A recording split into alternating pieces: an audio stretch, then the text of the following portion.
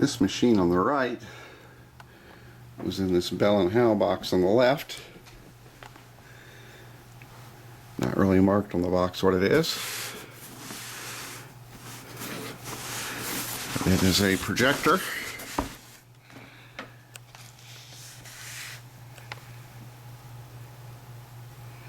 December 20th, 1973. And I think the missing part of that is 4-1. So this is a 1641. Let's take a look at it.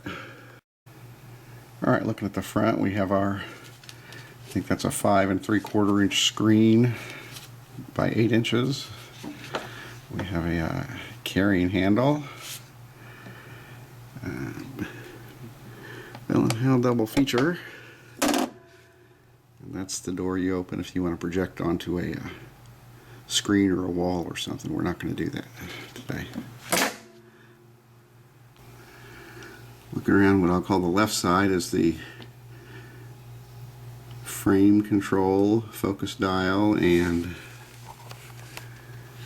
your 8mm or super 8mm indicator. And lowering this door shows you the important things.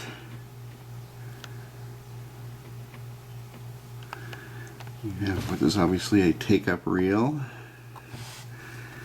So you set your 8 or super 8mm things.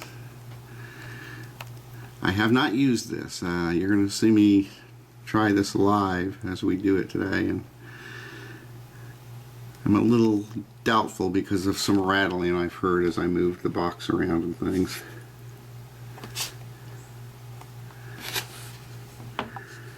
Some instructions.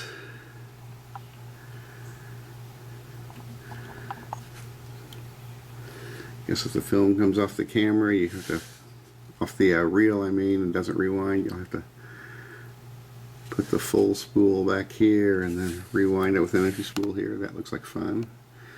By hand, of course.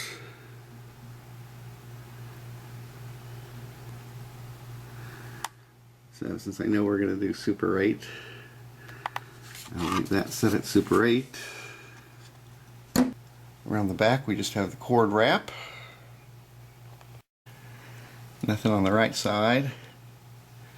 It's kind of hard for me to use the camera and flip this on its side, so I'll take a still photo of the bottom. We'll see what's under there.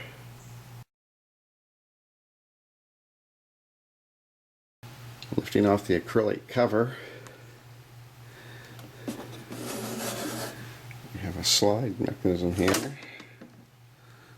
Oops.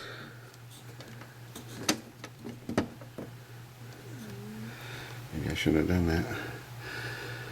The warranty's still taped on. 1641. And then various important controls here. So what is this double feature? So the double feature of the 1641, back in the day when people shot their film, of course they used these 50-foot reels, and unless you had the photo lab stitch them together, or you were good and wanted to splice them together yourself into larger reels, you were forced to watch 2.5 to 3 minute film before you had to change it. So this was a way of being able to load 8 of these in for about a half-hour viewing without doing much work. Let's look at some of the paperwork that came with it. I guess when you got this, you got your first 4 cassettes. It was for Super 8, and plug clips, or excuse me, reel clips or plug adapters.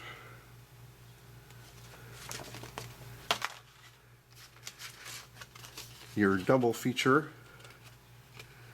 instant loading cassette movie projector.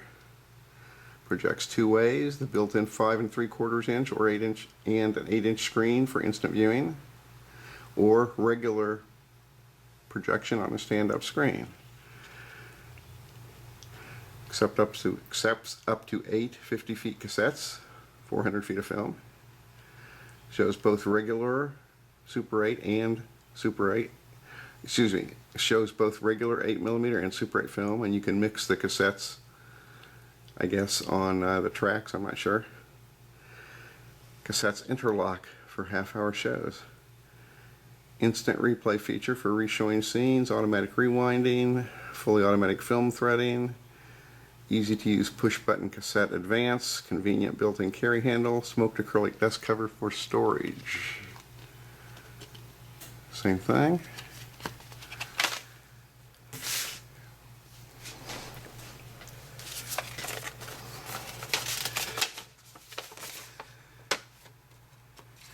A little advertisement from somebody on accessories for your film viewing pleasure.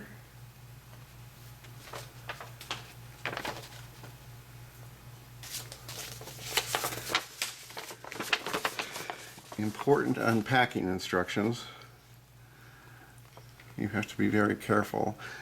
With my warranty taped there on top, it's kind of odd. Kind of like it's new, but I didn't have to unpack it in this manner. Somebody had already done that, and maybe it was broken for them, I don't know. Like I say, I do hear rattling in here. It's possible all we'll get to do is look at this today instead of trying it out. But there were some severe instructions for unpacking.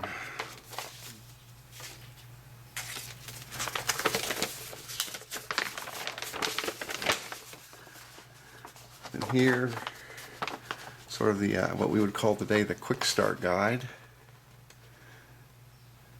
But it does say you should be reading the full instruction book.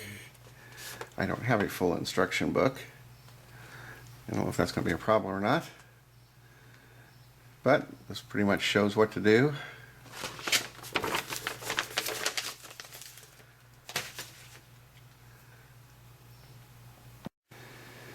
Alright, to prepare your film for automatic winding, you have to put on a little metal snap or the plug.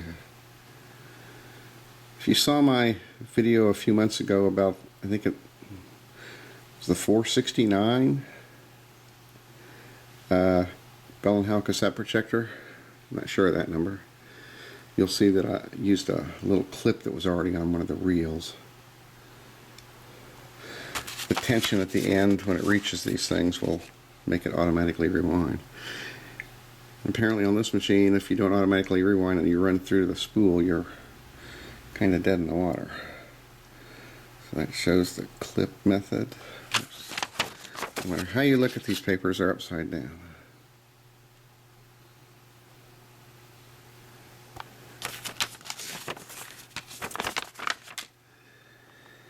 And that shows a nice, almost form-made place for the little plug I'm going to try. And of course the reels I've got don't have a nice, necessarily form-made place for a plug. Alright, I've squeezed the little plugs in there, crimping down the end of the tape that's in those little slots. We'll put the two clip options aside, and we'll try and put these in the little cassettes here. And these are Super 8, and these are Super 8 cassettes. This is the model 1600.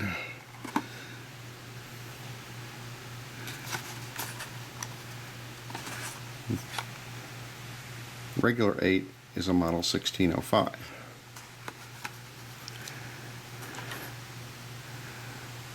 That is a regular 8 cassette.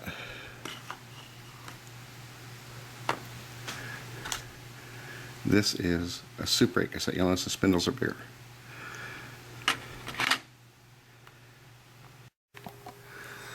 Alright, let's put the spools of film in the container here. You'll see there's a little groove where we're going to slip this under the bottom, expanding that out. until the whole thing just sits in there. Wind it back. And put the cassette top on. Now we'll repeat the other one. And these cassettes should be ready to go. You can see over here is how they're going to be fed out and into the machine. Here's kind of a registration mark. You'll notice on the other Bell and Howell projector I did that used these cassettes that was important. Not sure if it's so important here. All right.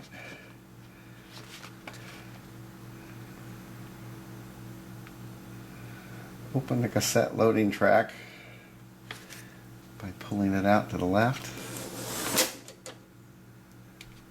Okay. I have made a group of 8 cassettes, although I've only got film in the first 2. I wanted to get the full visual effect of what it would look like with 8 cassettes snapped together. And what does this say? Move the cassette retaining slide all the way to the right and place the stack of cassettes on the track.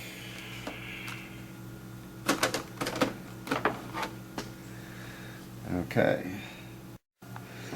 Alright, we're going to be working on a couple different sides of the projector here, so I've got to go off the tripod. Alright. Firmly push down the changer button once to put the first cassette into projection position. That did something. Move the on-off switch to lamp.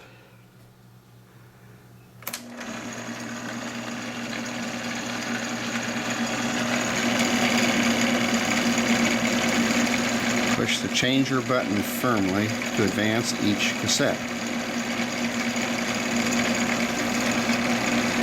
When you have advanced the stack and put the first cassette into projection position, press and release the instant replay button to make sure the film is in the cassette and is not protruding from the bottom.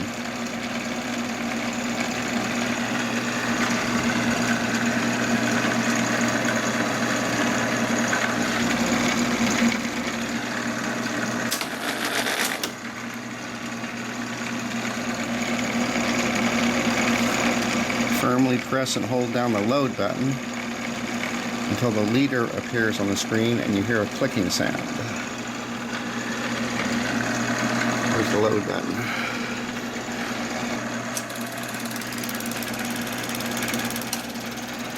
Okay, I hear a clicking sound.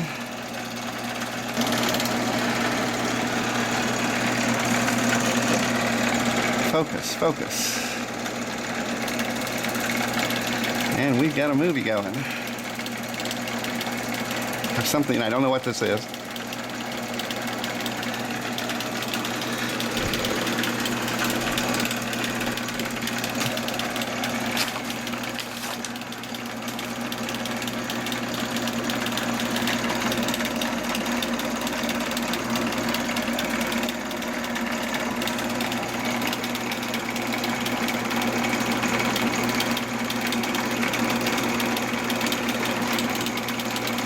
I'm working here on the left on the framing control.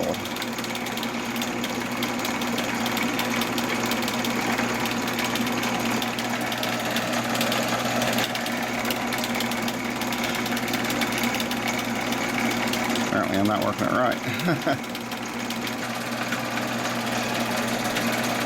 So far I'm kind of pleased.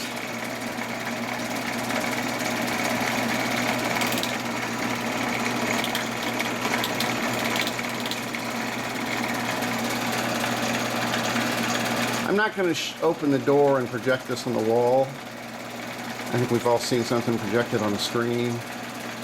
Right now my projection room is being used as a bedroom for the summer, so I don't have that option available. This is more of a novelty anyway, seeing it on this little screen on the projector itself.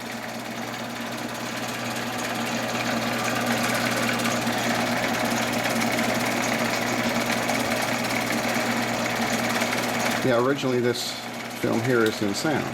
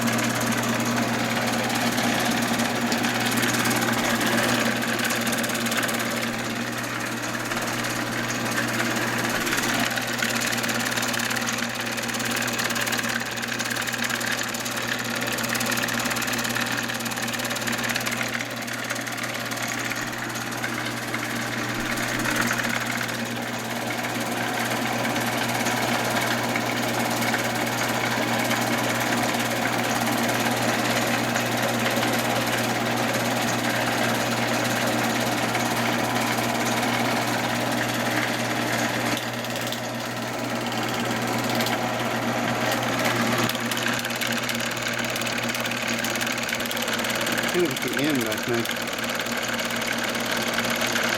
Not exactly sure where it is. It looks like it started to rewind.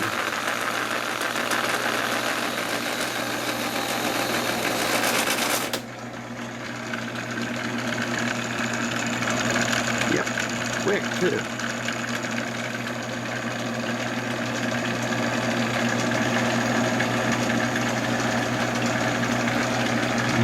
Play the next one.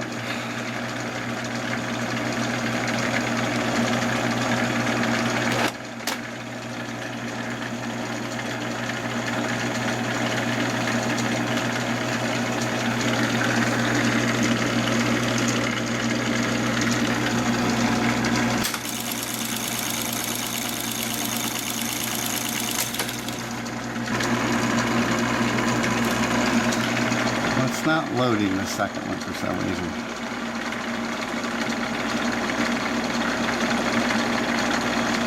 Oh well. Must be something wrong with that film. Okay, that's the Bell & Howell double feature 1641 from 1973. Didn't do everything today, just kind of wanted to see if it would work. This was new to me and you saw it live, that it sort of works. I'm going to probably have to do some maintenance, figure out what's wrong with the framing. I think some things need oiled, lubricated. Didn't do the multi-motions on slow motion and the frame-by-frame advance. Same as my 469A multi-motion features has. We didn't project through the door. Maybe sometime in the future we'll look at some of this again. I have 6 regular 8 cassettes. Maybe I can see how a regular 8 movie behaves in here. But anyway, that's the Bell & Howell 1641 double feature cassette movie projector from 1973. Hope you enjoyed it. Thanks for watching.